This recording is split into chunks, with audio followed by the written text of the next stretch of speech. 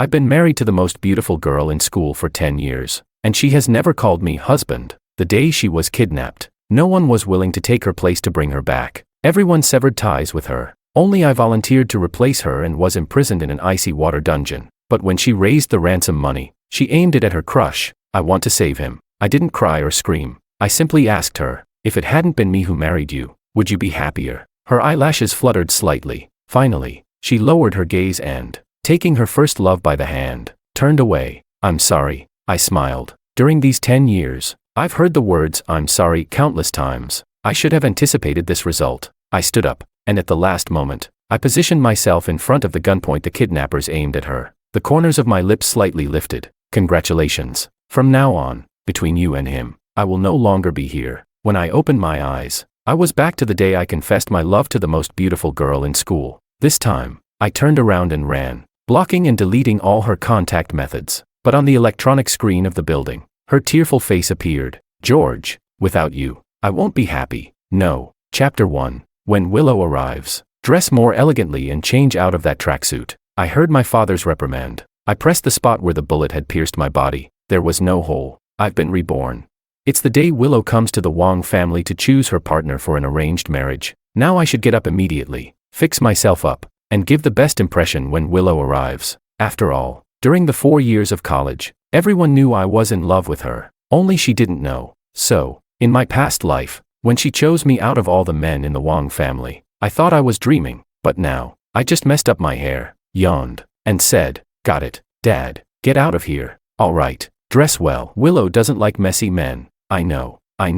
My father left my room satisfied. He knows I'll do everything I can to show Willow my best side. But he's wrong. The marriage between the Wong and Liu families brought great benefits to both sides. But Willow never smiled at me sincerely. Not even in bed did she call me husband. Once, she looked at me with tears in her eyes. Do I really have to stay with you for the rest of my life? I also asked her, if I had found you first, would you love me the way you love him? I received no answer, but a simple I'm sorry said it all. If happiness can't be forced, then each one should be well on their own. Just now, there's a business opportunity in Hong Kong with great potential. Within 10 years, its value will multiply several times. Now is the perfect time to seize it. I packed my bags, opened my phone, and Willow's smile on the wallpaper hurt my eyes. It turns out, when she wasn't married to me, her smile was so bright and warm. Thinking of her tearful eyes in my past life, I opened the agenda and selected the conversation with Makoto. 3203, District C Avenue. Come confess your love. Soon after, Makoto Ito sent me a question mark. Are you crazy? I'm not lying. Today is the day she comes to the Wong family to choose her partner for an arranged marriage. She doesn't like any man except you. You already know. The Ito family is also a branch of the Wong family. If Willow chooses him, it would also be a union between the two families. But the Ito family is on the brink of bankruptcy. Although a union between the two families could benefit Willow, she would gain nothing from it. So, after discussing with my father, we decided to exclude the Ito family. I admit I have personal interests. I know that if Makoto comes, I won't have a chance. But later, my wife looked at me with tears in her eyes. Am I yours for the rest of my life? Are you happy? I wasn't happy. In this life, let each one fulfill themselves. Chapter 2. I disguised myself as a plain and unremarkable person among the guests. Gazing at Willow, who was present at the event, she still looked just like she did in the last life, with cold and distant features, as if no one except Makoto could catch her eye. After rejecting the last cousin, she impatiently glanced toward the door. She then turned to my father. Mr. Wong, is everyone here?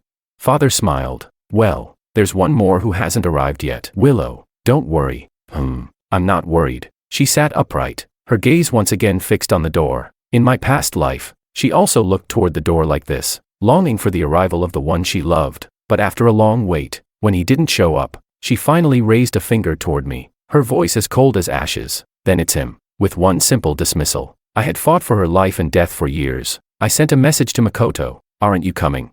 The next second, the door was pushed open. The two of us locked eyes. It felt as though we were meant to meet at this moment in this life. Just like in the last one. I lightly curled my lips. I pushed down the brim of my hat and turned to leave. Willow, without me, will you finally find happiness?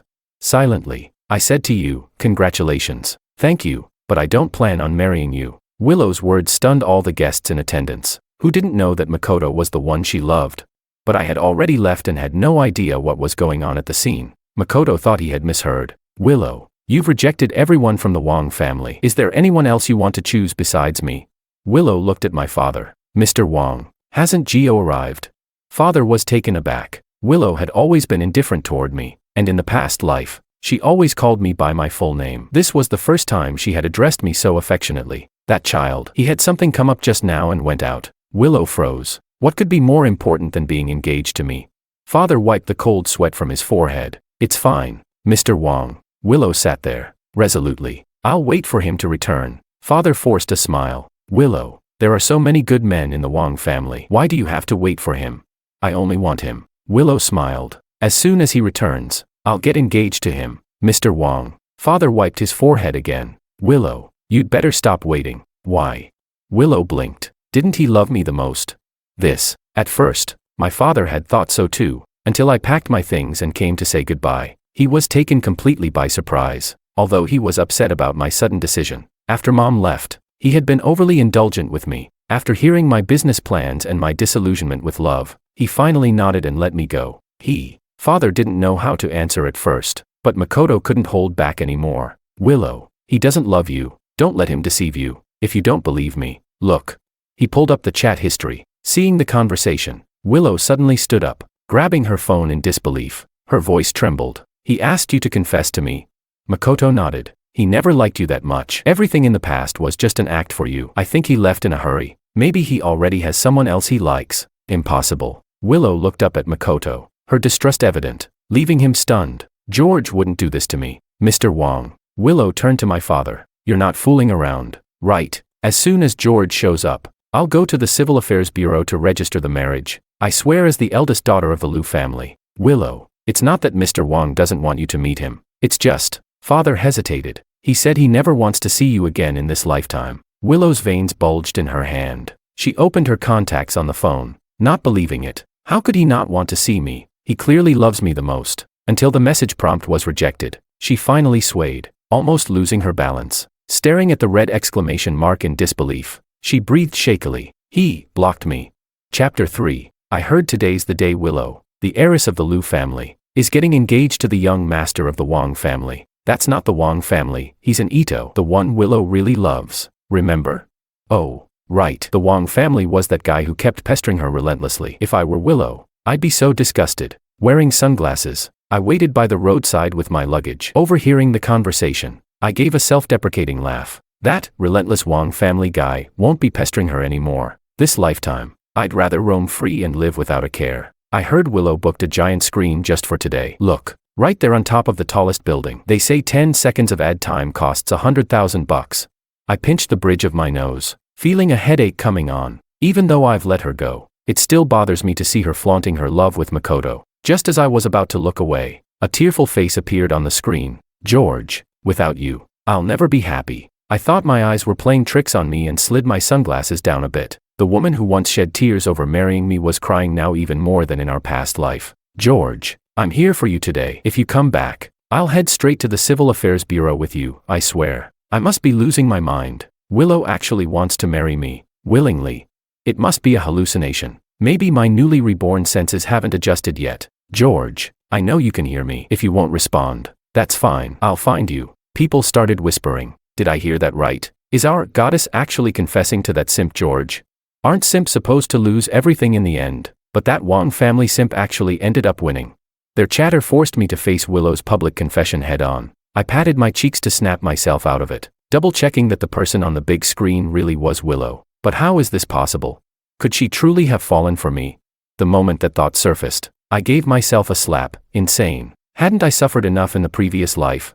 Apparently, Willow's even more pragmatic than I expected. For the sake of a beneficial family alliance, she can still endure being with someone she doesn't love. That realization left me cold inside. My taxi arrived. I jumped in with my suitcase and left. No sooner had I gotten out than someone pointed at me. That's him. Grab him.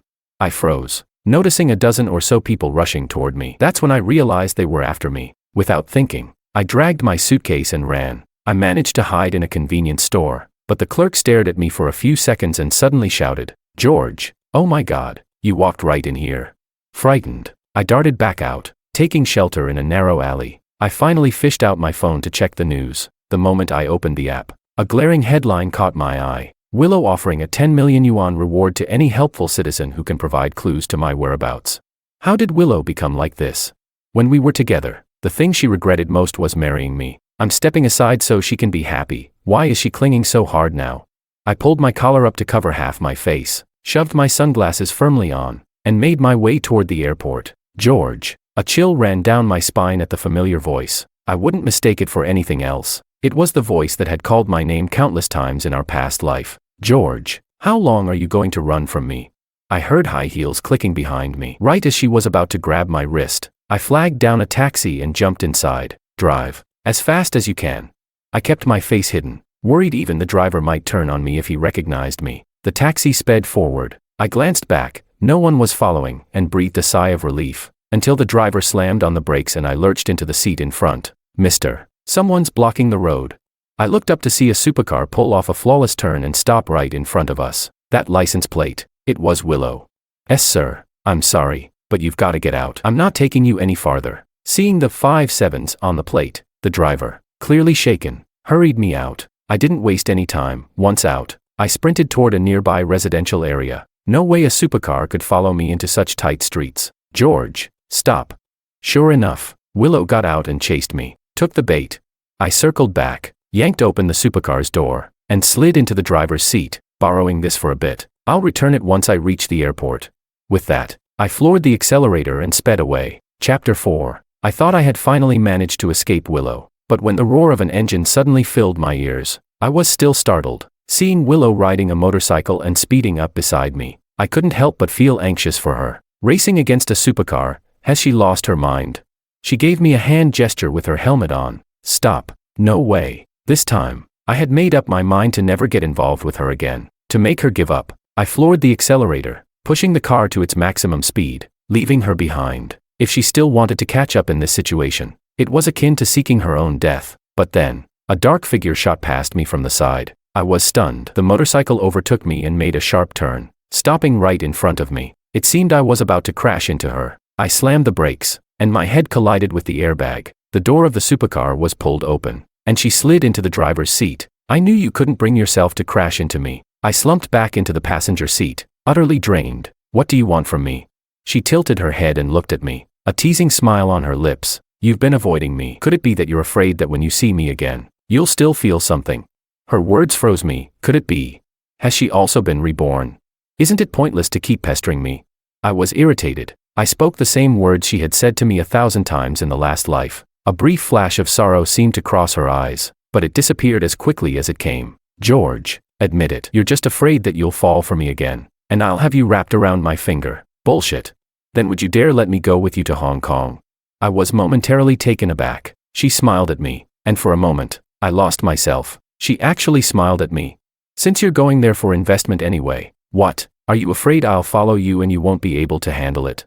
Her goading was always effective. I grabbed the lighter and lit a cigarette in front of her. She froze for a second, but instead of showing the disgust she had in the last life, she didn't seem bothered at all. I had quit smoking for 10 years for her. I exhaled the smoke. "Fine, I'll go, but don't slow me down." She didn't mind the smoke swirling around me, and instead, she leaned in closer. "You're the one who'll slow down." Ha! In Hong Kong, Willow knew the place better than I did, because in our last life, Makoto worked here. I had suggested going to Hong Kong with her before, even making a 30,000-word travel guide, but all I got was her cold reply. "Is it fun? But I don't have time to play with you." This time, however, she was much more enthusiastic. One night, she pulled me to the hotel's floor-to-ceiling windows and pointed at Victoria Harbor. "The lights look the best at this time, look."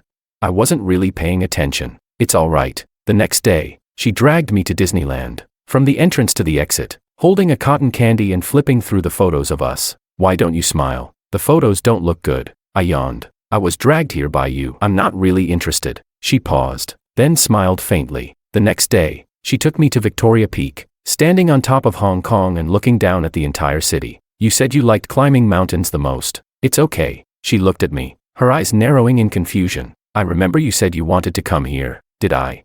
I scratched my wind-tousled hair, not caring about my image in front of her. "Don't remember." It wasn't until we stood in front of the Tianten Buddha that I finally remembered. The itinerary she had planned was exactly the same as the one I made in my past life. It was a shame, though, that the trip was far more exciting due to the person accompanying me. I never cared much for the scenery. Now, Willow was a thing of the past, and even the places I once longed to visit were nothing more than fleeting memories. After she had prayed reverently, placing incense into the incense burner, she looked at the Buddha statue and asked me, "George, are you happy with me?"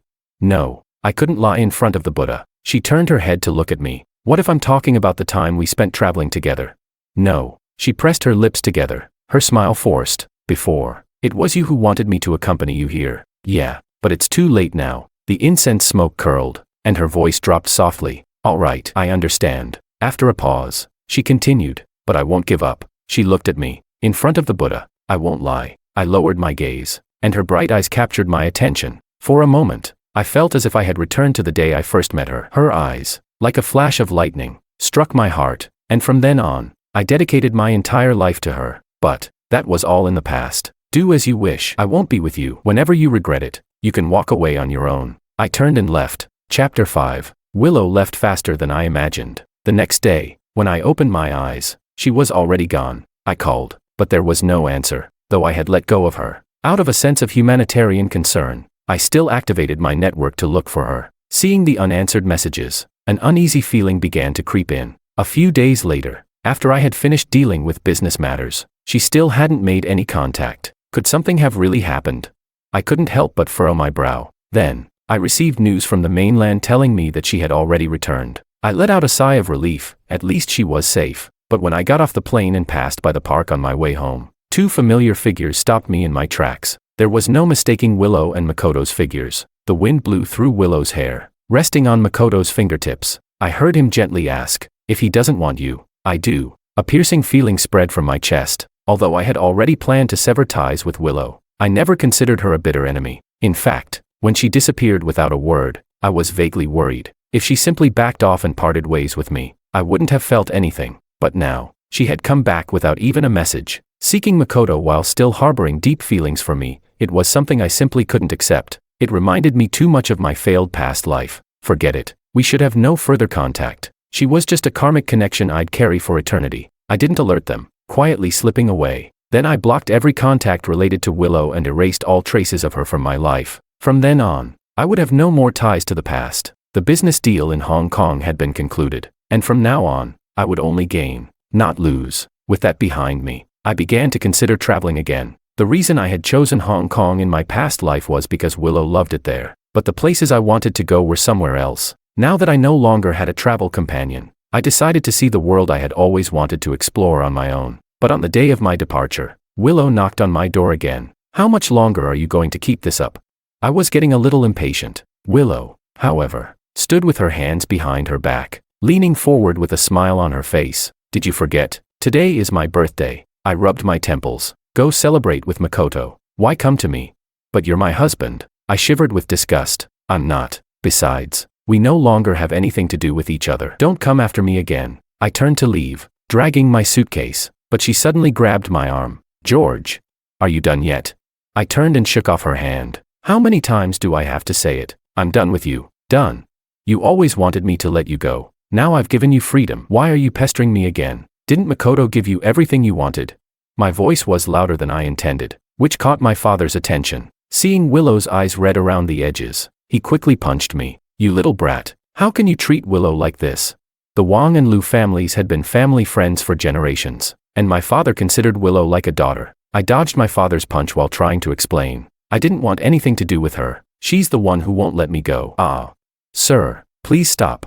Willow blocked my father's punch. She turned to me, looking serious. "George, this is the last time I'll bother you. As long as you let me come with you, and spend my last birthday with me, after midnight, I'll never bother you again." I rubbed my forehead. "Really?" "Yes." She raised her right hand. "I swear, as the eldest daughter of the Liu family."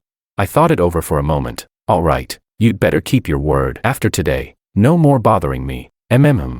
Her eyes brightened, and she jumped up to hug my arm. "Then let's go." I felt a strange tingle run through my body. It was rare for a girl to hug my arm so affectionately, especially when that girl was Willow. Chapter 6. Despite my many grievances with Willow, this was, after all, our last time together, and since today was her birthday, I didn't treat her too harshly. Even as we passed a roadside stall, I pointed at some red strings and asked her, "Do you like them? I'll buy them for you." I had no real hope she would agree. These few dollar trinkets were hardly something she would care for. I was just saying it out of habit. Sure. When she smiled and nodded, I thought I had misheard. You would like something like this? I like everything you buy for me. For a moment, I thought the person in front of me, with those sparkling eyes, had been replaced. I bought the red string and tied it on her wrist. She held it up to my eyes to show the red beans attached to it. Do you know what this means? No, I replied indifferently. You're so silly. She tapped my forehead with her finger. Haven't you heard of this? On the exquisite dice, embedded with red beans, it symbolizes deep longing. Do you know what it means? I froze for a moment. I really couldn't stand her clingy, sweet demeanor. Say this to Makoto instead. I couldn't accept sharing a romantic phrase with someone else. She smiled and didn't seem to mind. Watching her cherish the inexpensive red string, I felt a little guilty. Let's go shopping. I'll cover all the expenses. Is this your gift for me? She blinked. Something like that. I haven't had dinner yet. She laughed softly and hugged my arm. You don't have to stay with me. I've already prepared everything. The door to the hotel opened, and a huge birthday cake and piles of gifts filled the room. I froze. Are these gifts from someone else? No, they're all for you. I pointed to myself. For me. But today's your birthday. Willow smiled, her eyes crinkling with warmth. Yeah, this is me making up for your birthday. Come take a look. The birthday gifts were neatly organized into categories. Each pile was labeled with an age, from birth, 1 year, 2 years, 3 years, all the way up to 32. 32. In my past life, Willow and I had married at 22, and 10 years later, I died for her. I had celebrated over 10 birthdays with Willow, and yet, she never remembered my own birthday. Is she making up for the birthdays I missed in the past life? Clearly, it's your birthday, but you're celebrating for someone else. I looked at her. Are you moved? She tilted her head, looking at me. Moved?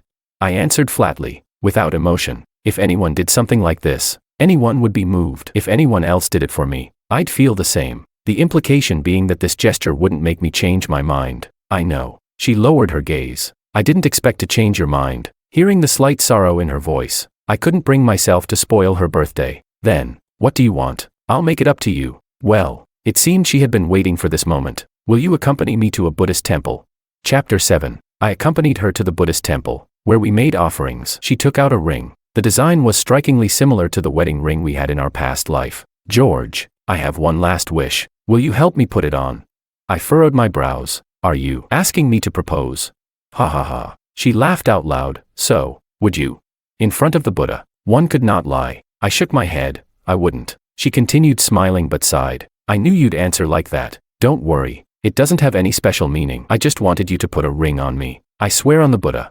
After midnight, I really won't bother you again. I sighed and slipped the ring onto her finger. She gazed at the ring for a moment, then gently leaned on me. I stiffened, but out of respect for the final moment, I didn't pull away. George, I love you. I responded lightly. You can't lie in front of the Buddha. That's why I came here to tell you. It was madness. I furrowed my brows. At first, I really didn't like you, but after 10 years, even a stone would have been warmed by the heat. Stop. I didn't want to hear any more. I remembered the past life, and I didn't want to listen to her anymore. She could always manipulate others' feelings so easily. I'm not lying. George. She rested her head on my shoulder and looked at the lights below the mountain. I know you hate me, and I don't ask you to forgive me. My biggest birthday wish is still that you can be happy forever. You're acting so strange today. I lowered my gaze, only to notice a few drops of blood on the back of my hand. Willow.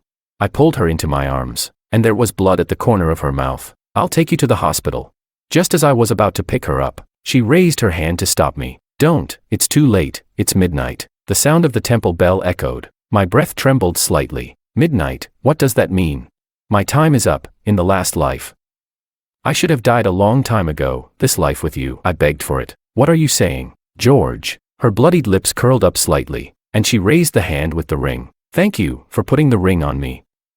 I truly love you. Her hand fell into mine, and the space between our palms was filled with slick, warm blood. Her eyes reflected the lights from the thousands of homes. I wish time could just freeze. At this moment, the person in my arms was silent. My hand stiffened. I suddenly felt an emptiness in my heart. Chapter 8. Willow's side story. I knew from an early age that I was just a character in a novel. By chance, I discovered my fate. It was to be shot in the heart by a kidnapper. But tragically, by this point, I had already fallen in love with George. I wanted to begin accepting the love he offered me, to bear his children, and grow old with him. But fate played a cruel joke on me. With only a few years left to live, I looked at the man sleeping beside me. My fingers lightly traced the sharp contours of his face, and I couldn't help but cry. By the time I die, he will be 32. There's still so much of his life ahead. Let him hate me. Let me be the wicked woman in his heart, the one who loved another man. That way, when I leave, he can easily let me go. I threw all the birthday gifts I had prepared for him into the fire, even the roses he gave me. Then, when he comes home and sees the ashes of the roses, I'll coldly smile at him. No amount of roses will create love. Don't waste your efforts. The day the kidnappers took me, I never thought he would die for me. So when I had the chance to redeem someone, I chose Makoto without hesitation. I knew the plot. The kidnapper's target was me. The ransom was just a way for him to seize my assets before I died. That bullet would pierce my chest as I walked away with Makoto. I didn't regret it. When he saw me choosing another man, he would surely let go of me. But I never expected him to break free from the plot and step in front of the gun. I made a pact with the system to reset everything to how it was before, even though my death had been blocked by him, and this life would allow me to live 100 years. I didn't want that. I wanted to save him, even if I could only live until my next birthday. But I didn't expect that he, too, had been reborn. Perhaps this was fate's way of allowing us another chance. We still had a few months together. In the last life, I made him chase me for so long. What's wrong with me chasing him this time?